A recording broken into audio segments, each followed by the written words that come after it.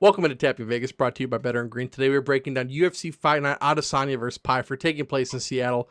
Bobby, last week was a movie, man. Went up 4 units, and then every single graphic that we posted hit. We had MVP decision plus 200 hit. We had the Nathaniel Wood money line as our underdog play of the day. That one also plus 200 hit. And then our finishing fighter, our Fuck Surroundy Bill, we had Iwo under 1.5 round KO at minus 140. That hit also. Hitting a bunch of methods last week. So many, in fact, Bobby, we set a new record. I am now the Tapology all-time highest score. I didn't know if we were going to beat Parker 770. Reset it at 850. If you think you know fighting and you want to predict with us, like really, if you think you know better than us, get in that prediction group, right? And compete head to head with us, and we'll see who knows what. So I'm gonna send it to you, man. Coming off a great week. Yeah, we'd love to be able to send you some free merchandise or something if you end up winning a card or, setting the all time predictions leader or just really doing anything, because when you're the four-time units going up on a week basis, you can really do whatever the hell you kind of want sometimes, because you can back it up. So it's always fun to be able to be with the boys and be able to talk some fights and whatnot and be kind of in a very competitive little Shark Tank with the guys that we're in there with. So always a good time every week. Absolutely, and like the frequency that we hit those haymakers too, and the huge numbers that we'll throw up. I'm excited to see what we're on this week, is all I'm going to say. Hopefully we can have another great week here. And I'm feeling pretty good about it, Bobby. And we're going to give you guys 5 fights that we break down every single week to win you all some money. So let's get into it, man. Let's get into the picks to win you guys some cash. The first one we're talking about today, we are jumping down to the prelims. We're starting with Chase Hooper versus Lance Gibson Jr. His father fought in the UFC, so we got a little bit of a UFC bloodline going on in this fight. Bobby, take it away. Chase Hoop and then Lance Gibson. You got Chase Hooper coming off a round 1 strikes, lost to Alexander Hernandez last August. That's a little bit concerning, but it is what it is. If you're familiar with Randy Orton and the whole legend killer thing he had in the early 2000s, this is definitely also Chase Hooper. I mean, he's taking your favorite washed up UFC vets like Jim Miller, Clay Guida, and he's, pretty much punting their head football style and then spitting in their face in front of their 8-year-old fans who just want an autograph at, the Apex near nobody, because we don't leave the Apex nowadays and we don't do local shows anymore. Hey, you got to go all the way out to Vegas to a warehouse show just to get your dreams crushed in front of you and see Clay Guida get armbarred in round 1. This is the thing about Chase Hooper that kind of concerns me. I get that he's only 26, right? And when he came on the Contender Series in 2018, even though he won, they basically were like, dude, we don't even know if you can kind of legally fight in the UFC right now. You kind of need some more experience. You're very young. Get a few more regional fights and then come back, and we'd love to have you. And, I mean, they've tried to develop him in 2019 since he came in. Daniel Tamer was a good win in his debut. It instantly started to get kind of rocky when you lose to Alex Caceres in 2020. Then you beat Peter Barrett, who's not even in the UFC anymore. Then you lose to Steven Peterson. Then you beat Felipe Corrales, and you lose to Steve Garcia. It's like, God, this guy better not meet somebody named Steve in real life, or else he's going to get his ass beat. He's had a few grappling matches in between that he's won because obviously he's way better grappler than he is a striker. And just when you think he's like making some progress with the striking, like you kind of thought against Vyacheslav Borshev, he just like gets knocked out by Hernandez and he just doesn't look that great. And it's just, I don't know. I get it's because he's young. He's still developing his skill set. He's not even in his prime yet. He's still trying to get experience. But I mean, at this point, man, he's starting to be 16-4-1. That's not like a short career, It's like, you keep kind of waiting to see something happen, and it's just like you hope every fight is where he finally takes that next step. And I mean, I guess Lance Gibson is about as good a point as any to start doing that. I mean, hell, this is a guy who's 31, but he has less fights than Chase Hooper, who's 26. So before the UFC was like, dude, you got to come back when you have some more experience and you're too young. Now at 26, you already have more fights than a guy who's 31. So you have that edge there and everything. And it's just like Lance Gibson. I mean, apparently Bobby Green still has a lot left in the tank. Oh, King Bobby Green. He dropped a split to him this past December in his UFC debut. So I guess there's really no shame in that, apparently. If your debut's against him in a close loss and a controversial decision or whatever. But Chase Hooper is a little bit better at striking, not where, you would like to see him. Obviously, he's still known as way more of a submission threat, way more of a jiu-jitsu threat. Lance Gibson's just kind of like, the majority of his wins are KO, TKO at 44%. He's also got 33% sub, though, 22% decision. And then he's lost by KO, TKO, and lost by decision. So one loss apiece for that accounts for, 50-50 on his losses and everything. It's tough because, what's frustrating about this is, Chase Hooper's probably the better fighter. Chase Hooper's probably going to win this fight, I would think. But I just don't like Chase Hooper at a minus 285. That feels too rich for Chase Hooper. That feels too certain, I guess, or whatever. It's like Vegas is just so sure of this, and you got plus 230 for Gibson. 14% of bets are on Gibson, 86% are on Hooper. No surprise there. I don't even feel comfortable taking a method on this because, I could see Hooper getting a decision. I could see Hooper getting a sub. Hell, I could even probably see him getting a KO, TKO just because I've been talking shit about his hands. So I just don't feel that comfortable about this fight to really want to lean towards anything that heavy. So I think with his reach, I think with his youth, I think with his overall fight experience, and actually Gibson being the lesser experienced fighter in this particular instance, I'll say Hernandez is another enigma, so it's not too crazy to get knocked out by him. I mean, hell, that guy is the definition of up and down in his career as well. And now, he's kind of having a career resurgence after on a very rocky road to kind of start. Once he met Cowboy, he's now on a 4-fight win streak. I mean, against Diego Ferreira, it's a decent win. Against Chase Hooper, Kurt Holloway, Austin Hubbard. So you know what? Hey, we'll just chalk it up to not that crazy to lose to him. And I'm just going to go Hooper money line. I think he controls it. I think he pretty much does have obviously the grappling edge. If he wants to sub him, he can. If he wants to just kind of pitter-patter, coast to an easy decision and, make it boring, he can do that too. So I just don't feel that comfortable. What do you think? You just said my picks there at the end because those really to me seem like the two ways that he's going to win. If he gets a KO win, I'll be surprised. It's probably going to be a submission win, I would assume, for Hooper. But right now, you can get the double method for Hooper, the submission decision at minus 200. So it almost takes off, it takes off 85. You're almost getting 100 better. And that way, if I put a unit on it, I get a half unit back.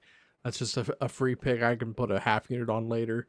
So I like Hooper at that minus 200. And then it would make me a little bit more skeptical to take Hooper if I was seeing the sharp money pouring in, because they just love that plus 230 number on Gibson.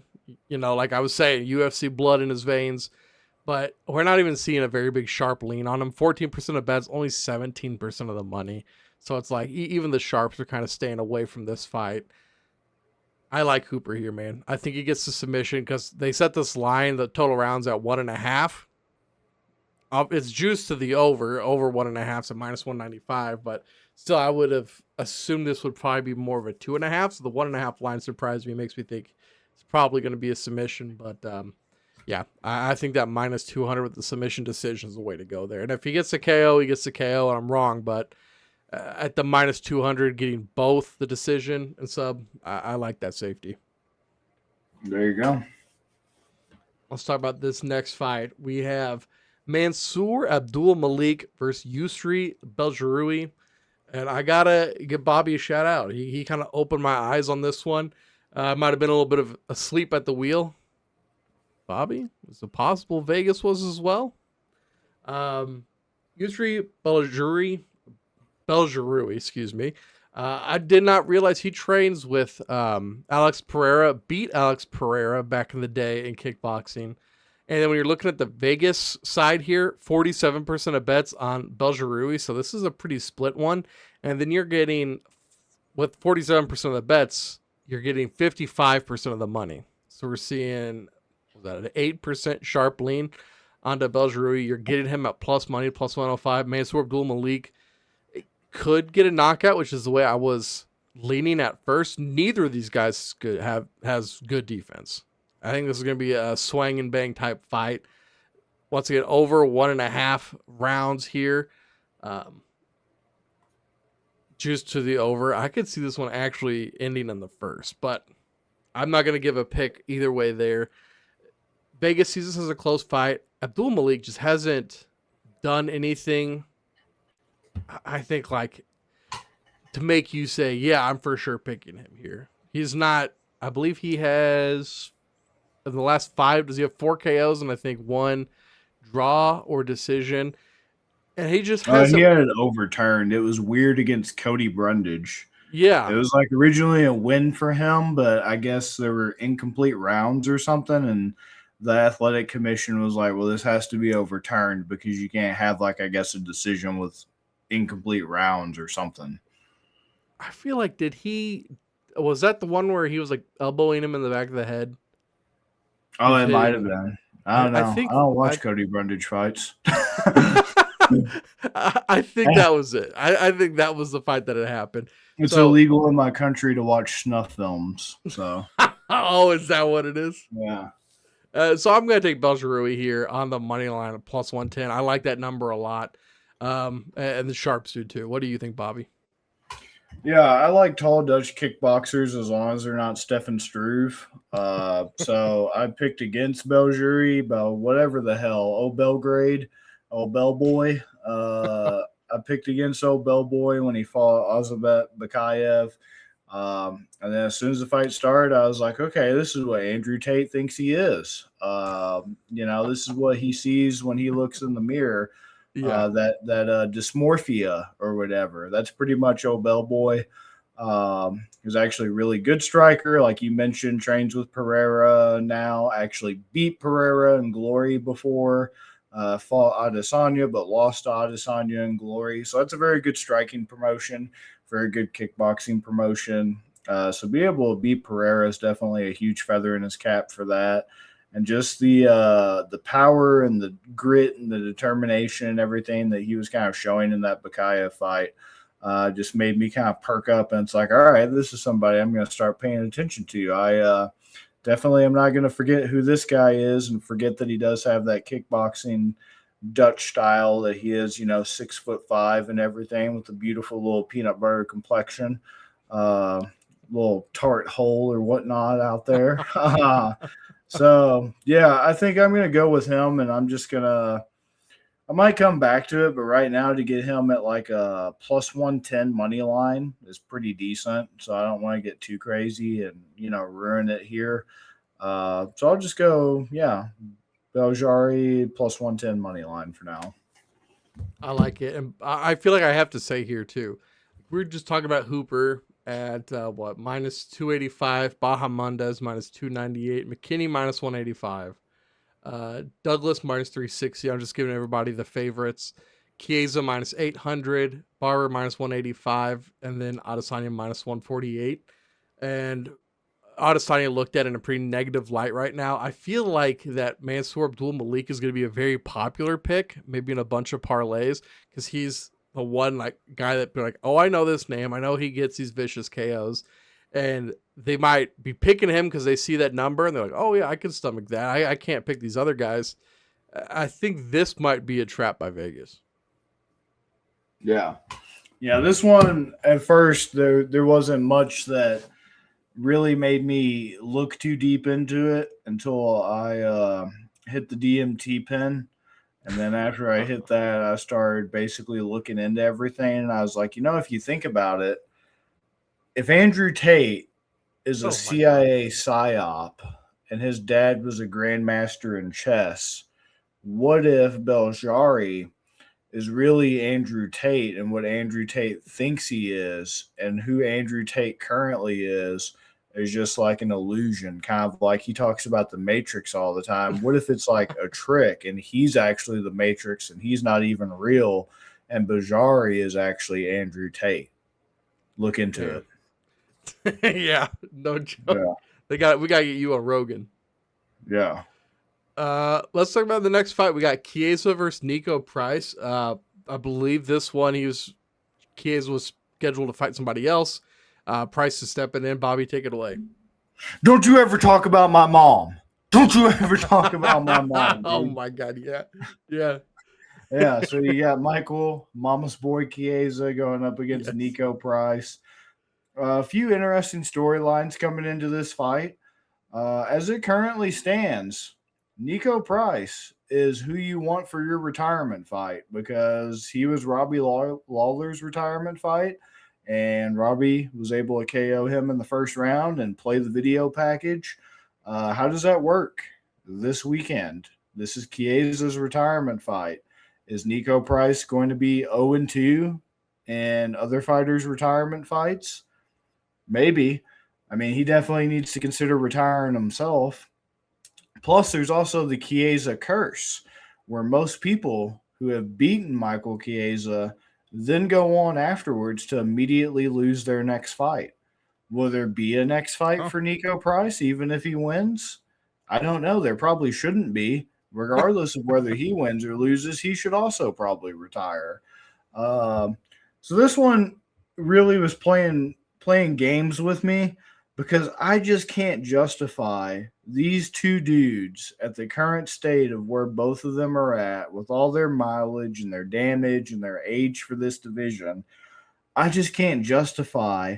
And it's gotten even worse. It's like Chiesa's a minus 800 and Price is a plus 550. That's like prime Habib level, odds. That's like John Jones odds. That's like, prime Conor McGregor on the come up odds where you're just kind of getting screwed. It's like Sean O'Malley odds on the come up. It's just ridiculous. But I mean, you can go one of two ways with this. Yes, Chiesa's on a 3-fight win streak against other old crusty vets. So he's already proven 3 times now that he can at least hang with somebody like Price, another old crusty vet. Or the other school of thought is, yes, Nico Price is on a skid, whereas Chiesa's on a winning streak. Price is, skidding out, but he's skidding out to like Jacoby Smith.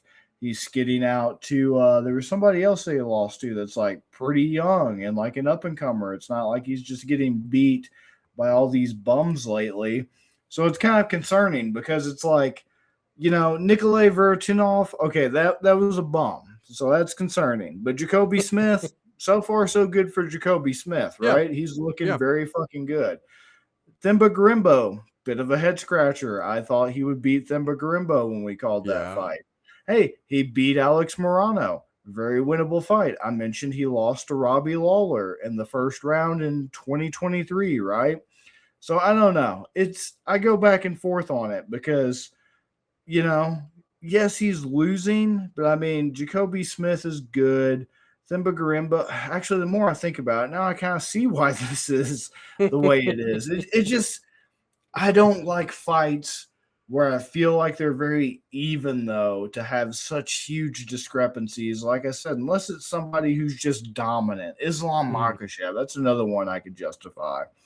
But, I mean, I guess once you really dig into it and you look at the past, 6 fights and he's 1-5, and, yeah, there is, some questionable names. I was just getting distracted by Jacoby Smith, little juicy little hobbit there. Yeah, I mean, Themba Garimbo, okay. Robbie Lawler, that's somebody that, like, all right, I think Chiesa's going to win now because, like, yeah, if you can't even beat other kind of, like, old crusty dudes, and at least Chiesa's, like, showing that he can, because Chiesa's beat, like, I think Court McGee and some other, like, old geezers and shit, which is, like, those guys are great. and they have like a time and a place for the UFC, but let's just be realistic, right? They're not. Hell, I think they're retired also, or if they're not, once again, they damn near should be. They should hang it up. Yeah, Court McGee, Max Griffin, Tony Ferguson. You know, no, not good names, because before that he was on a 3-fight skid to Vincente Luque. Luque's not been looking good in a while. Sean Brady, hit or miss. Now we're finding out he's a little bit too inconsistent to really go anywhere in that division. Kevin Holland, same case, a little bit too inconsistent to ever really be like a champ, that type of thing. But I mean, hey, Tony Ferguson, we know what Tony Ferguson is. At least he was able to finish him. Max Griffin, we know what he is. At least he finished him. Court McGee, we know what Court McGee is. At least he finished him. So I guess I'll go Michael Chiesa. And like, yeah, you're not getting anything on what it's going to be, which is a sub, because minus 150 on DraftKings. Plus 800 KO TKO. Maybe, but man, it would be sad as hell to see Nico Price go out being KO'd by Pillow Hands Chiesa. It would be pretty damn sad. Plus 215 decisions, a little tantalizing. But I don't know, man. I just don't think Nico Price at this point. I think he's been in just too many wars, man. I think he's that classic example of a guy who put on really entertaining, fun fights and lived by the sword and died by the sword. But that obviously takes a toll, and your chin doesn't get better. And I kind of think that's what's happening to him. It's just his chin got cracked enough, and now every little thing just kills him. You know, the elbow and the punches. The Robbie Lawler barely touched him. Philip Rowe barely touched him. You know, I think Jacoby Smith rocked him to start the rear naked finishing sequence.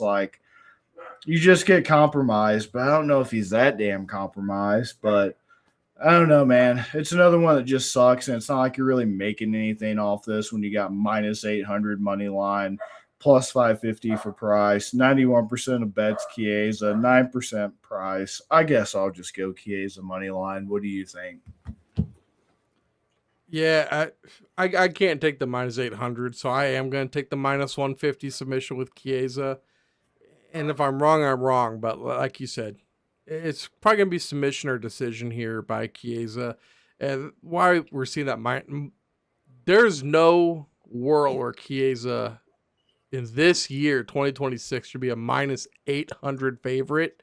But we're seeing that because of these betting numbers, man. With Chiesa over 90% of the bets, 78% of the money. So we're seeing a pretty good sharp lean on Nico Price. But once again, I feel like they're chasing that 550 number. I don't think this is actually them betting on Price here. I think they see the 550 and they're going for it. I believe, yes, that is the biggest plus money bet on the board for this fight card. So they're just chasing that number. I think Chiesa wins this. He's been very good for the UFC and their commentary group. So I think they gave this one to him, right? Doesn't it kind of feel like it? They're like, all right, here's Nico Price. Enjoy retirement. Yeah, we're gonna see if he's the guy they now start going to for your retirement. Like I said, it worked out for Robbie Lawler. If you're going sub, I'll go decision. Decision.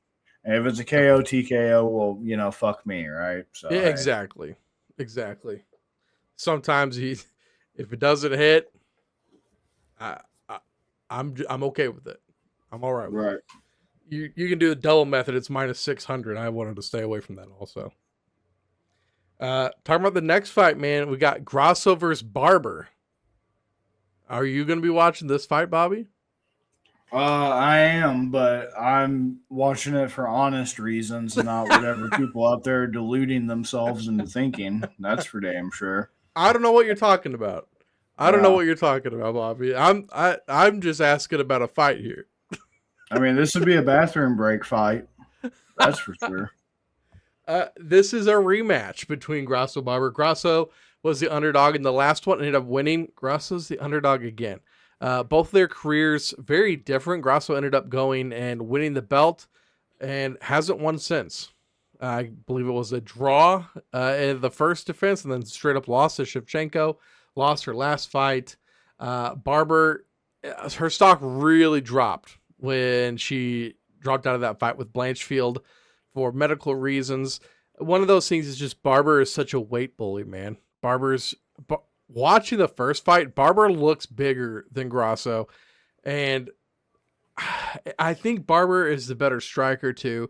Nobody's been able to hold Barber down. Grasso's wrestling's like it's good, but she really got outclassed by Shevchenko, and I don't know where her confidence is right now.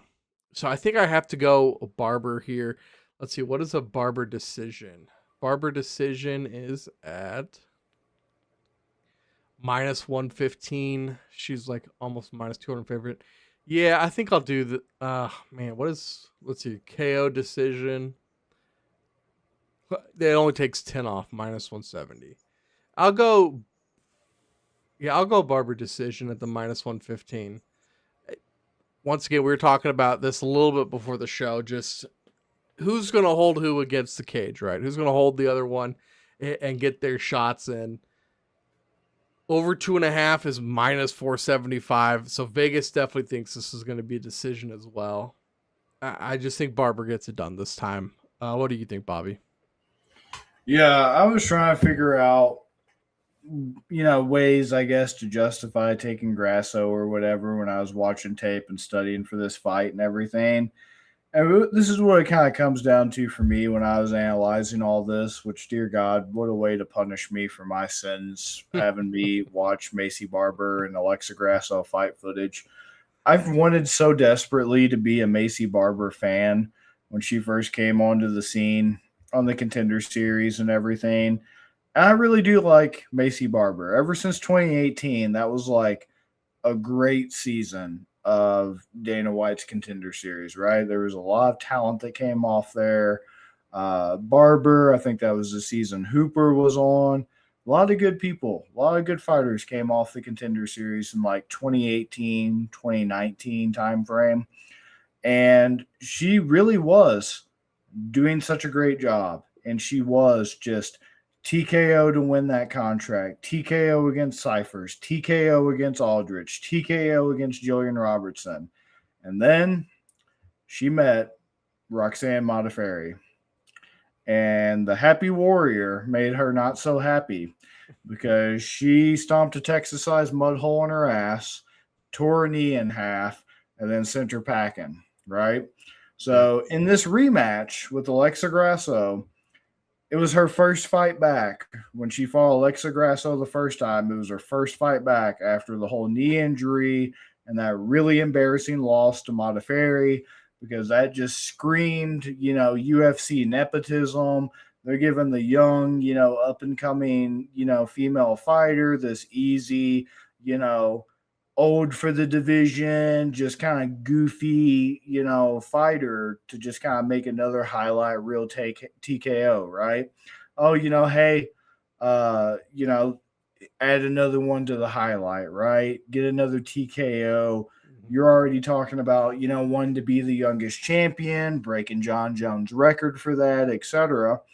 And it didn't go according to plan. So obviously she had to rehab and recover from that injury. That happened January 2020. Pretty good timing, all things considered, because the world shut down anyway shortly thereafter. So all she really did was, have time to rehab and recover that injury. So she came in February 13th. Hell, that was still the Reebok era. That's how long ago it's been now. They were in Reebok kit when they first fought, Alexa Grasso and Maycee Barber. And you and I were talking about before we started actually recording. Alexa Grasso kind of surprisingly had the striking advantage in that fight.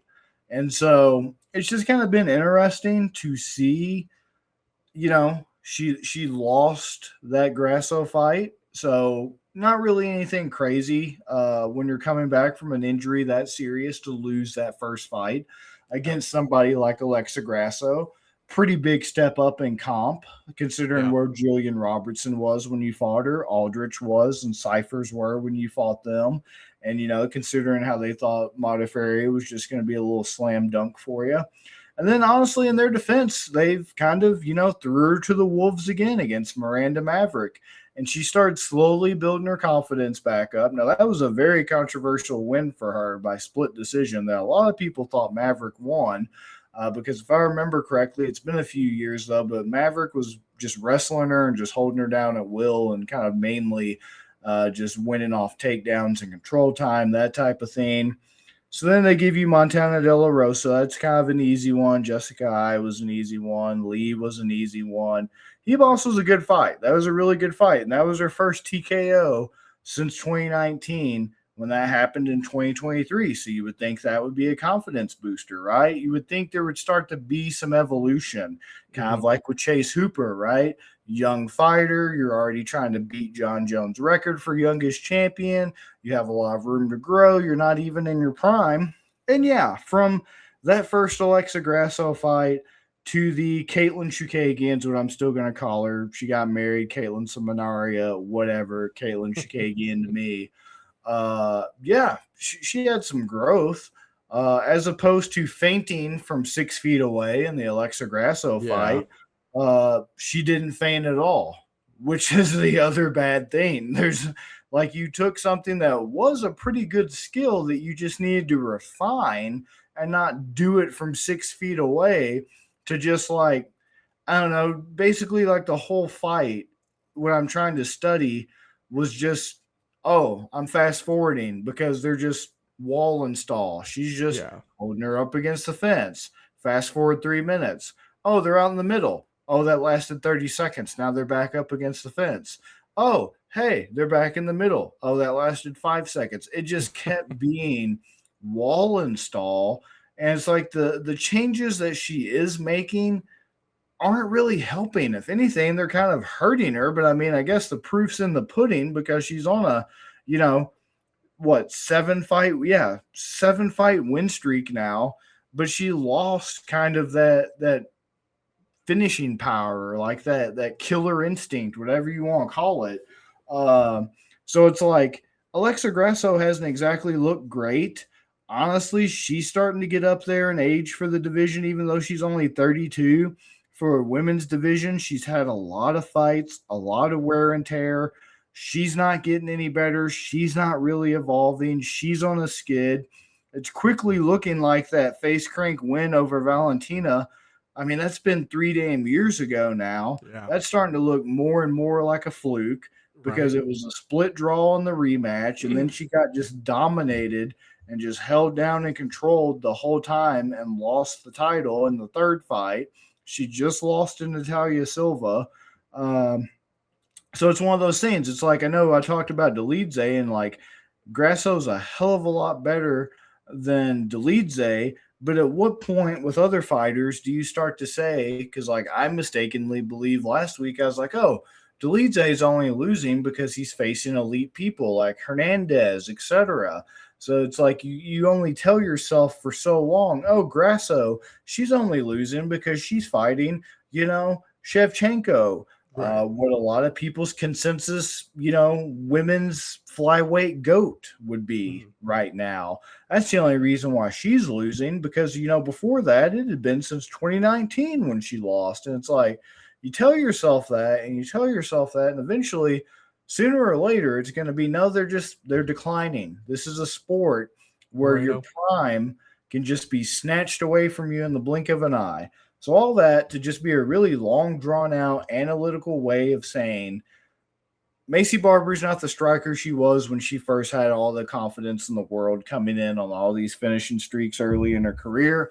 Now she's just turned into literally your main selling point is your physical looks. And I hate that because I actually do like this division and I like strawweight. I do think every other women's MMA division is unfortunately terrible. But I think flyweight and strawweight have some promise. But her main selling point now is literally her looks because, like, she's just turned into whatever the worst thing people said about, like, Kamaru Usman and the foot stomps when he was champion and just, like, the wall install and the crotch sniffing, as Jorge Masvidal would call it. That's just Macy Barber now. That she just lost it. She just lost the instinct except for Hebos. And the only reason why it happened to Hebos was because that's just who Hebos is. She just like has this weird, like, it's kind of like she's coming forward, shaking dice in both hands. And then she'll punch while she's still shaking dice in both hands style. And so it just kind of fed into Macy Barber being like, well, hell, let's shoot dice then if you want to shoot dice. But anybody else, I just pretty much see it going like the first fight, except the judges are going to see it her way this time. It's going to be a lot more dominant, a lot less questions. But dear God, is it going to make for absolutely terrible TV viewing? And she'll continue her win streak, and she'll probably pop off about being champion and everything. But just the excitement's gone. It's not the same anymore. And she's just made changes. And granted, like I said, when you're winning and getting results, it's hard to argue against. But damn, is it just not fun to watch. And so minus 185 money line, a plus 154 for Grasso money line. Yeah, I think it's going to be decision as well. I don't think she gets back to her finishing ways just yet. I think Grasso's shot, but not that shot. And I damn sure don't think she gets a sub because she doesn't do anything. No. She just holds position. She doesn't advance position. She doesn't even hunt for a sub. And it sucks because it's a minus 115, but I just see very boring cage clinch control decision just written all over this. Yeah, I don't blame you. And there's no sharp lean in this fight either. You have 2% on Grasso, 35% of money, 35% of bets, 37% of the money. So they're not helping you dictate whichever way either. So if they're not all on Grasso, I think that's even more of a damning, more of a damning reason not to take Grasso. You know, if they're not on the former champ, then scary for you to be on her. All right, talking about former champs, man. We have Joe Pyfer versus Israel Adesanya. Take it away, Bobby. Hey, it's everybody's favorite drunk driving in their McLaren former champion now with a quirky personality here to tell you about their latest popular opinion to try to curry favor with the brain dead masses, Israel Genderbender Adesanya. So I have a very simple reason for picking Adesanya in this fight. And my very simple reason for this, because this is another fight on this card I have flip-flopped violently back and forth on. And I even came out with like well thought out, articulated arguments as to why originally I thought Joe Pyfer was actually more than, meets the eye after my initial tape analysis of him. I went into this thinking, Joe Pyfer, one-dimensional guy, just tall, powerful puncher. It's really all he has is just a puncher's chance, right? Nothing to him. He's not going to, even if he does win this, he's not going to, get much farther in the division because that's all he's got. He doesn't really have anything else going for him other than just kind of that power that he's known for. And when you're white, that just ain't right. And that's not something people will really let you just get away with. You can't just have that.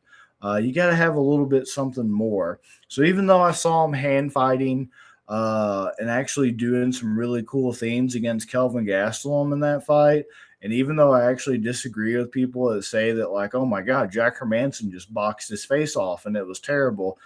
Even though I disagree, and what I saw was a guy who was kind of like very shocked that he was just rocking the hell out of Hermanson. And he kind of ended up just not knowing what to do at that point because he's like, my God, is this the Terminator? Right. This guy should be dead by now with all the shots he's taken that would have, killed other mortal men, even other fighters, a few rounds ago. And he just kind of wasn't prepared and just is what it is. I mean, what do you do when the Terminator just keeps walking you down? It is a little bit demoralizing. Kind of like Shane Carwin and Brock Lesnar, the old, I'm going to beat you because you're going to get so tired of kicking my ass. I'm then going to kick yours. That old defense was what he used. All that's irrelevant. I have a very simple reason that I'm about to clarify to you why I'm picking Israel Adesanya on this fight. Voodoo, hoodoo, juju, whatever you want to call it, Santeria, whatever the hell Sublime said about, practicing pineapples or whatever, and sucking crystal balls like some of y'all do. I'm picking Israel Adesanya simply because I want him to lose. And so usually I'm the kiss of death for this guy because I picked him to beat Imavov, and he did not. I actually think I did pick Duclis du Pussy to beat him. Yes. So I was right about that. So I can't say that I jinxed him on that because I did pick DDP. But I know for sure I thought he beat Imavov, and he did not. And Strickland, I can't remember that one. But all this to say, I just want to jinx the guy, and I just want him to lose. So I mean, he's a minus 148. Pyfer's a plus 124. You got 34% of bets are on Pyfer, 66% are on Adesanya. Uh, I think the dude's just absolutely washed. But I mean, hey, what can I say? There also is that little part of me, other than jinxing him. The only other reason why I'm picking him is simply because, like, this is kind of like a tailor-made matchup for him, right? So everybody's now rewriting the history about him. And it's like, no, I acknowledge he was a very active champ, right? I acknowledge and give him credit for his activity level, for not holding the belt hostage, that type of thing. For what it's worth, my biggest problem with him was just all the rematches. And like Yeah. the ones that were stinkers, like the Yo Romero fight, he just never claimed responsibility for. And for whatever reason, people just assigned all of the blame on Romero, right? Which, hey, he deserves part of it too. But I mean, it takes two to tango. It's 50% him, 50% Adesanya. So I know people just really like to just like penetrate their brainstem with a male member sometimes when it comes to stuff like this. But yeah, I just don't really like the guy. It doesn't really, no love lost on me for seeing him skid out and get finished violently like this. And honestly, I hope it happens Saturday. But I'm gonna take him just in case it doesn't. So I'm in a win-win situation, right? Because even if my prediction and my pick's wrong, I can't beat that feeling of satisfaction though. Like seeing him just like on the ground, unconscious, hopefully getting humped like he did to other people. No, that would just really warm my heart to see that again. Because yeah, I really think he's finished, and people will love to make excuses for this guy. If it was anybody else on a 3-fight skid like this, once again, going back to Delize, going back to Alexa Grasso. At what point are you saying, oh, it's Sean Strickland? Oh, it's DDP. Oh, it's Imavov. Where does it stop? Where do you just acknowledge it's done? It's over, especially with him. We're talking about not only MMA fights, all of his kickboxing damage, all of his other promotions damage he suffered. He's getting up there in age. I know he looks young.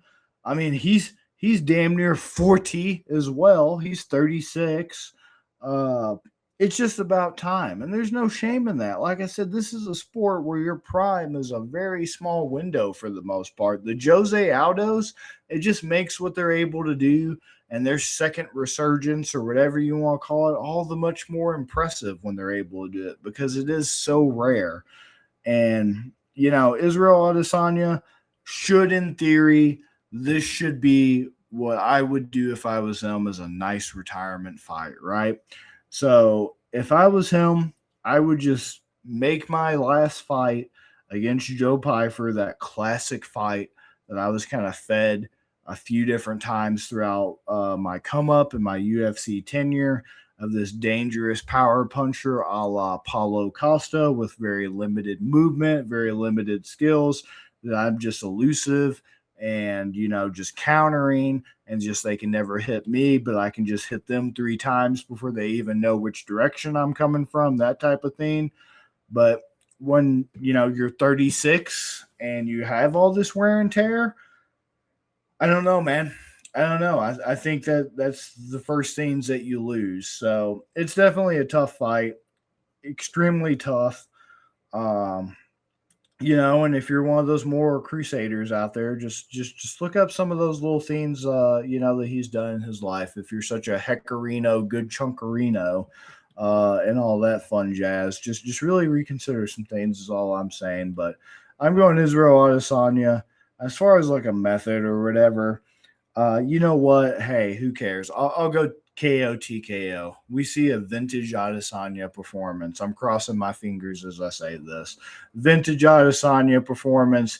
He comes out there, does a little hip thrust, little rolling on the river, little hand gestures, and gets a plus 275 KO TKO. What do you think? I'm gonna be on the other side here. I was very split with this one. I didn't really know which way to go.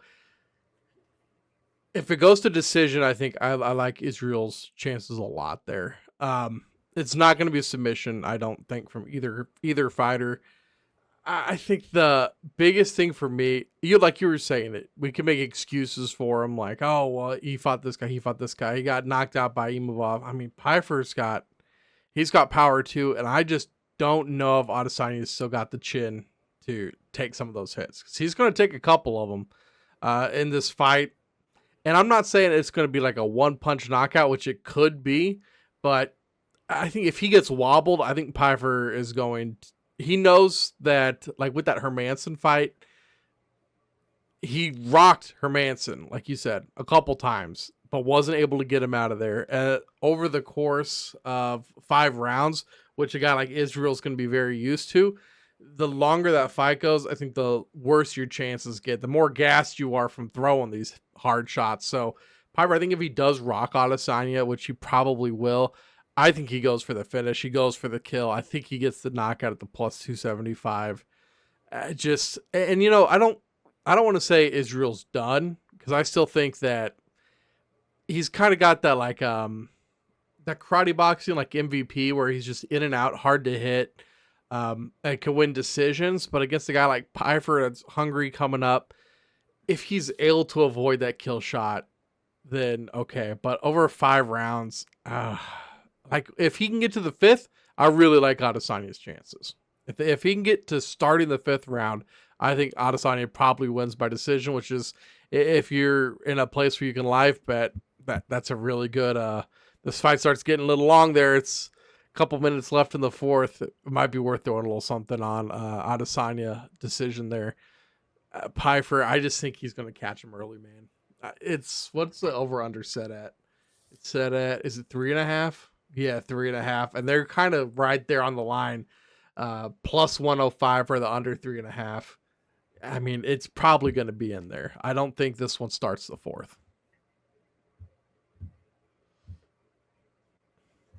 Bobby, let's get into some of our special plays. I kept bouncing around, and I actually did change our flip finishing fighter, presented by Fucks Aroundy Bill. And Bobby, I changed it a couple times, because I think I'm going to use our underdog this week. I think I'm going to use the Beljarui for that. So I don't want to take his KO, which is what I was kind of thinking. Like we said, the Chiesa sub is, you get nothing on it. Barber probably doesn't get the finish. I thought about Pyfer too, the Pyfer KO, but I'm taking that with my regular pick here. So I think I want to do something a little different. I'm going to do, and I try to do fights that we don't talk about, the 5-1s, but they're just really like the other fights I don't super love. But the one that just barely missed our list was the Ignacio Bahamondes fight. And I think that he's got that reach advantage. I think he can get the KO, Bobby. I really think he's a minus 298 favorite. It could go to a decision. So like the decision, KO decision is minus 185. It's kind of a nasty number, but you get Ignacio Bahamondes at plus 150. I think that's going to be my finishing fighter there. Bahamondes just has the experience and gets Tofik out of there. Beautiful, champ. Thank you. Let's see. That was just a minus 150. At the end of every episode, we give you guys a big number, a big plus number to win you guys some extra cash. And once again, if you guys haven't already, go to bettergreen.com and check out DraftKings. Bobby, I just want to say this too, even before we start the Haymaker. Right now, DraftKings has a promo going on right now. 30% boost on a method. And so I took that pie for KO, boosted it from plus 275 to plus 358. So I like that a lot right now. So if you guys aren't on DraftKings, make sure you guys do go to our website, sign up using our link. That way I think you deposit and play $5, you get $200 in free bets. That's a lot of free money to use for this card. Throw it all on it. Um, Bobby, what is your haymaker for the week? Yeah, so we got Haymaker, and we have the continuing X Files Yes. experiment here with the thumbnail. So far, we're 1-1. Okay. Last week, Movsar Evelev was the thumbnail for the UFC London post-fight press conference, and he did indeed win that fight. And the thumbnail, for those who are unfamiliar, before the fights actually take place, the UFC on their official YouTube channel will have a thumbnail picture available for the post fight press conference of the upcoming fight on Saturdays. They'll have that days in advance, and whoever is in the thumbnail picture of that main event, we've been trying to determine, is this like a little wink and a nod to an inside job of like they already know who's going to win, right? So Right. last week they had Movsar. Movsar won. But then the last one we kept track of was Oliveira versus Holloway. And they had Holloway in that thumbnail, and he did not. Mhm. This week, the thumbnail fighter of the UFC Seattle post-fight press conference scheduled for March 28th at 10:15 is none other than Adesanya. Mr. I love my dog a little too much, Israel Abadanjo. 1 and Israel 2. Adesanya. So we're about to find out. We're about to find out real quick. And then for the haymaker itself, just like our friend the Stylebender, I have a little something leaking in my undies too. You should look up that tweet. I'm going with the last Stylebender, courtesy of DK Prop here. We got three things that need to happen here. We need Israel Adesanya to win. We need to be it by KO TKO, and we need it to be under 2.5 rounds. And if that hits, that's a plus 575. Man. Or hear me out. We have a path to glory where you have Adesanya to win by KO TKO. Second leg is Macy Barber decision. Third leg, Chiesa sub. That's a plus 1,068. Oh, man. You know what? I'm actually going with that one. That's my lock-in, folks. It's a three-legger. It's a dirty little tripod. I'm scared about the Adesanya part. I think if it fails, that's going to be the one that falls through. But don't be scared. I My like mom's boyfriend tussled my hair and said, "Yeah, sure, kid." All right, guys. Well, that's going to do it for this episode of Tappy Vegas. We put out a video for every card, so make sure you guys do subscribe to the channel, give this video a like, leave us a comment, let us know who you guys are betting on. Also, I just released a DFS article. We've been killing it, absolutely killing it with our value graphs over there. So make sure you guys do check that out over on bettergreen.com and join once again our Tapology predictions group. That way you can compete against us and win some cool stuff along the way. Thank you guys for watching. We'll see you next week. Peace, guys. Peace.